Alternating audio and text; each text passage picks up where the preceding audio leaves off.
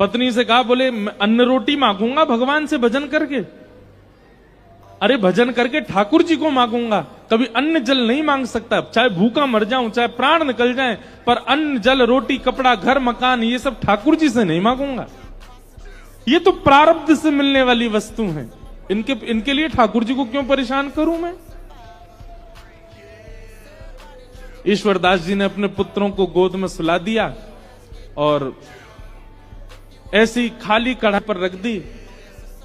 ठाकुर जी ने जब ये दृश्य देखा तो देख करके ठाकुर जी सह नहीं पाए, रोक नहीं पाए, प्रकट हो गए। शंख चक्र गदा पद्म धारण करके जैसे ही ठाकुर जी प्रकट हुए, ईश्वरदास जी ने प्रणाम किया।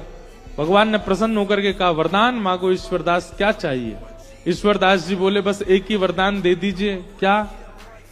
कि मेरी पत्नी के चित्त में, मेरे बच्चों के चित्त में और मेरे चित्त में आपसे मांगने के लिए जो भी इच्छाएं प्रकट हुई हैं वो सब खत्म हो जाएं। हम कुछ मांगे ही ना आपसे। मेरी पत्नी भी ना मांगे, मेरे बच्चे भी ना मांगे, मैं भी ना मांगू।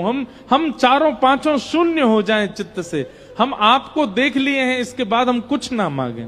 ठाकुर जी इतने प्रसन्न हो गए ईश्वरदास से, ईश्वरदास को उठा करके स्वयं चूल्हा पे बैठे और चूल्हे पे बैठ के अपने हाथ से स्वयं ठाकुर जी ने खिचड़ी बनाई और खिचड़ी बना करके पत्नी बच्चे ईश्वरदास को पवाई अपने हाथ से बना करके।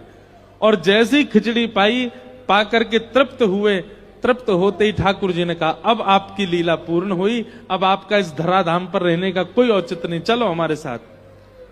पत्नी, बच्चे, ईश्वरदास, और ईश्वरदास जी की एक पतली सी घोड़ी थी, मरी गिरी सी बेचारी, वो भी नहीं खा पी पाती थी, उसको भी ठाकुर जी ने मुक्ति प्रदान कर दी। सबको लेकर के ठाकुर जी वैकुंठ प्रस्थान कर गए।